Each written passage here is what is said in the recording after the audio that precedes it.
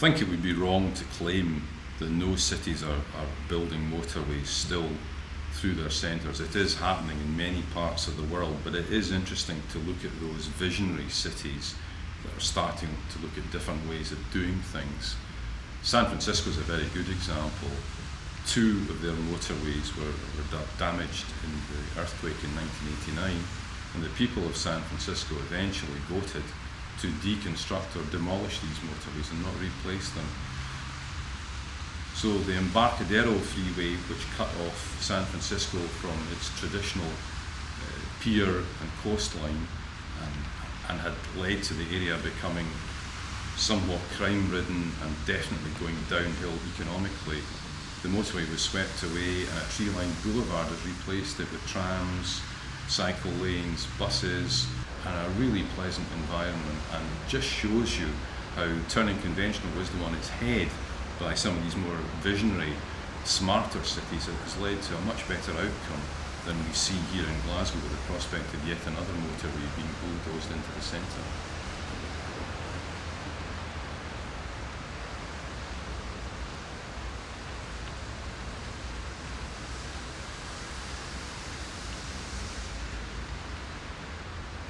If you go back to the 1950s in Glasgow, I think there was a very strong feeling that the way forward was, in a sense, the American model, that it was a brave new world of big roads that would cut through areas, big houses, the multi-storey flats, and that was going to be, if you like, a solution to the problem of congestion on the roads, a solution to the problem of slum housing, and it was going to take Glasgow forward towards the 21st century.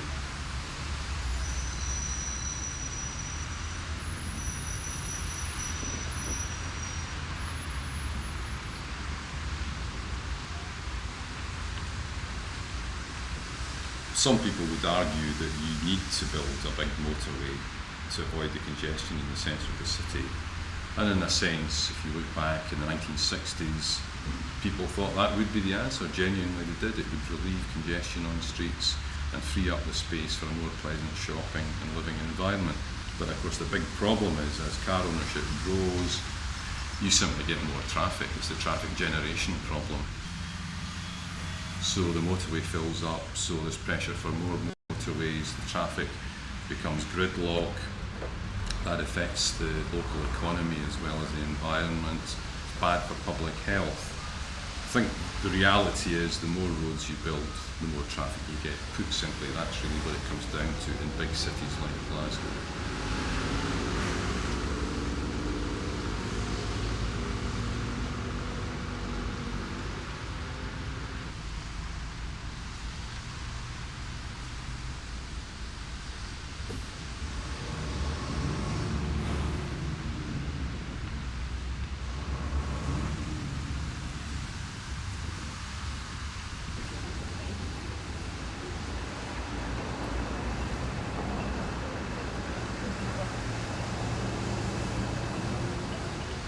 I think the idea of quality of life and living beside a motorway is contradictory. One of the most striking things that really doesn't get mentioned much even nowadays is the whole noise impact issue. You get a corridor miles wide along motorways, particularly where they're elevated. Noise that is intrusive. People may think they get used to it, but it disturbs their sleep patterns. It means they cannot enjoy peace and quiet. And it's partly the contradiction between the pleasant suburban life that some people can lead and drive into the centre of Glasgow and impose these impacts, these negative impacts on people who don't have such economic or social opportunity. So there's a basic injustice in there which is reinforced by the motorway. And when you look at the fact that getting on for 60% of households in Glasgow don't have a car, they do not have a car, I think the contrast is even starker. Why should a city like Glasgow, which has got one of the lowest rates of car ownership anywhere in Britain, be prioritising motorway building, which benefits the more affluent? There's something fundamentally wrong in that, and that issue of social justice and indeed environmental justice really should be at the heart of the debate about the M74 extension.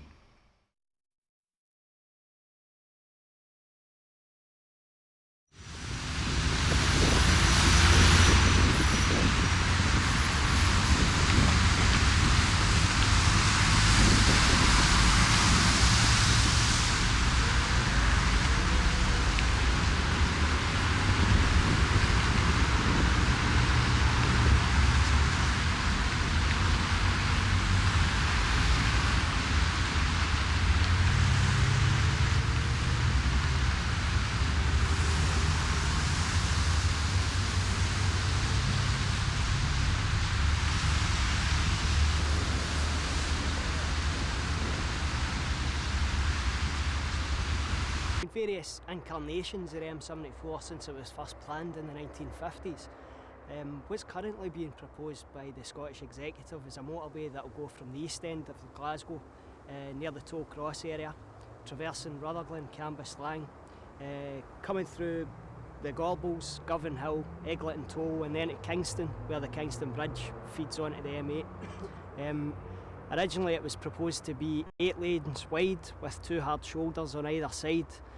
Given the outcry that's followed the proposal, they've reduced that now to 3 lanes on either side with a hard shoulder. So effectively still an 8-lane motorway. It'll come through the Oatlands and Toll district next to Govanhill, 50 feet high and carrying 110,000 cars a day minimum. Since the Parliament's been set up in 1999, all the focus has been upon prioritising spending on public transport. I mean, at least that's what the policymakers say. But when we see what's actually happened in practice, we've seen a road building programme put in place of £1.2 billion, of which the M74 will make up at least £500 million worth of that. So while the rhetoric is very much about spending money on public transport, trying to encourage people to stop using their cars so much, what's actually happened has been continued and in fact increased spending on road building.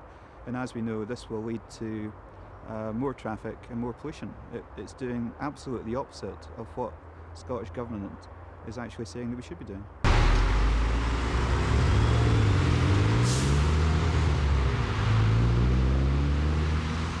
Serious problems with climate change. Oil is going to start running out within the next 10 and 20 years. We've got rapid growth in road traffic. We're looking at another 30% growth in road traffic over the next 20 years. And so we think it's entirely daft that the largest transport project in Scotland is an elevated motorway being bulldozed through the centre of Scotland's largest city.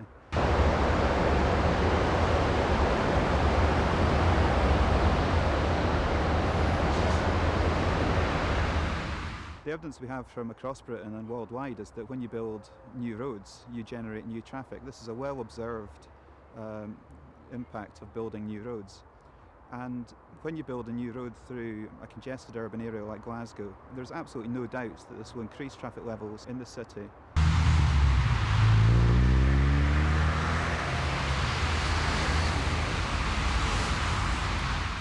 One of the problems with the M74 is there's never been any analysis of alternatives to road building here. There's never been any thorough study of what you could do by spending money on public transport measures, investing in facilities for walking and cycling, looking at transferring more road freight onto rail. None of that study's ever been done. All we've just gone ahead here is a business lobby campaign for more money on road building, and basically government's fallen over and just coughed up with the cash.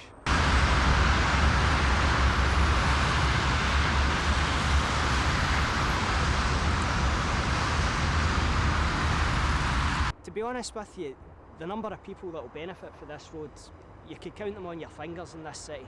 You have a tiny quorum of people in the City Council and in the Chamber of Commerce, which are closely allied on this issue, who will benefit from it. Primarily, I imagine road haulage companies will benefit. The people that won't benefit are the working class people who live along the route of the motorway in Govanhill, the Gorbals, Rutherglen and Rutherglen. Their children are going to suffer higher rates of asthma. Their children are going to die of cot deaths more frequently. These are proven and accepted facts. Not only that, but in the area of Rutherglen, where the soil is contaminated, I wouldn't be surprised if you saw a cancer blip in that area as a result of the chromium that's in the soil, a cancer-causing agent, which the construction of the motorway will kick up into the atmosphere.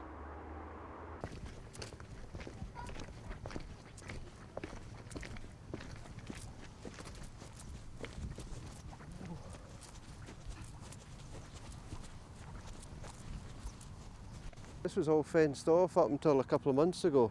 Well, now this is now 1st of December tomorrow, but up until about June this year, there was a big fence right around about this land, right up to these goalposts. Not the whole land, but right as far as where the kids are playing up there.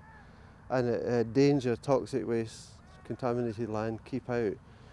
It had already been covered over in some manner by South Lanarkshire Council because the ground investigation showing that to be very dangerous, that particular spot.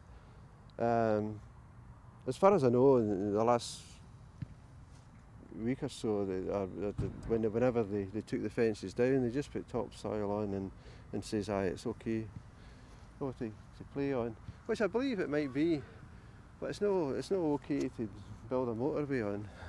That's what they're going to do on the other side of the railway. I mean, I don't think these people all realise that the consequences of how their lives are going to change, especially when they're building the motorway. It's going to be a building site for about 3 or 4 years because of the scale of the project and getting across Glasgow Road there and getting across the railway line. A big shopping store.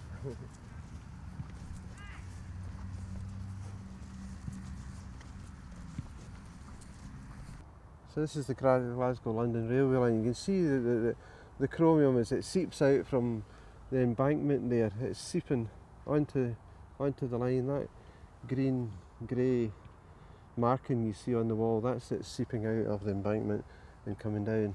Southcroft Park is just the other side of the fence. And you would get that whenever the weather prevailed. And this is the one thing I'm worried about is how they're going to deal with this, because the railway's contaminated, Southcroft Park's contaminated. The people of Rutherglen are going to get a very big shock to the system when they start digging into this stuff, and the consequences that are I can't think about the health consequences of the people of Rutherglen. It frightens me, and I hope we can manage to put a stop to it.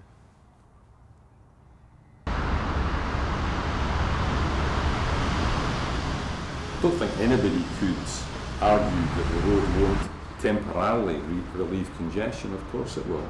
If you build a motorway 100 feet wide over 5 miles into the centre of Glasgow, well, of course it's going to relieve some congestion. But at what price and for how long? And if you look at the official evidence, the amount of time saved is just a few minutes. This is for people who are car commuters who, by definition, are mostly from the more affluent end of society. So they're going to get the benefit of a few minutes quicker journey. What happens to the public transport that runs parallel? Where is the missed opportunity here for investment in improved buses, bus priority, improved rail services that would benefit a whole cross-section of society? So it is a dead-end route. It's a 1960s transport solution to a 21st century transport problem.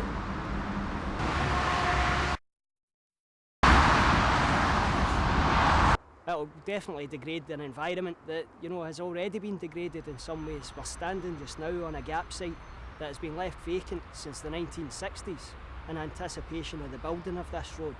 And that was a planning decision taken by the City Council, which effectively has left a whole area of the city to blight.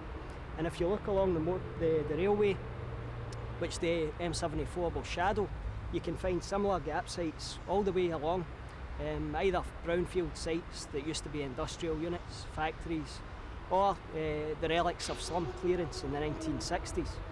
So in the areas where slum clearance was most pressing, that were most affected by industry and industrial pollution, you've also had, for the last 40 years, gap sites which have lowered the tone of people's environment, have been left to blight, and have attracted rubbish, fly tipping and things like that.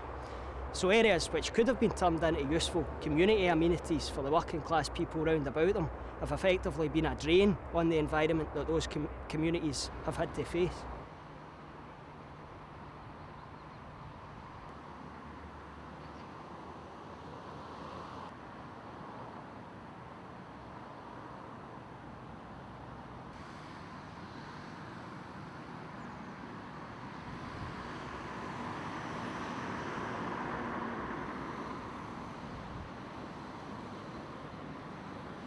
well, what could have been built here instead? I mean, there are a number of possibilities, but I think the answer to that question lies in the need of the community.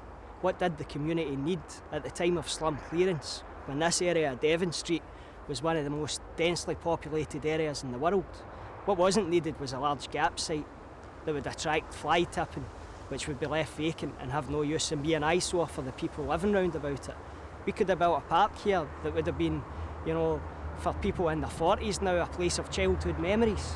We could have built a school here in a large area of green space where children could have had, you know, pitches and sports facilities. We could have built a nursery here. We could have built any number of community facilities here. But instead, for the cost, for the mad scheme that a council has dreamt up, we've had none of these things. Instead of a plus, we've had a minus for the community.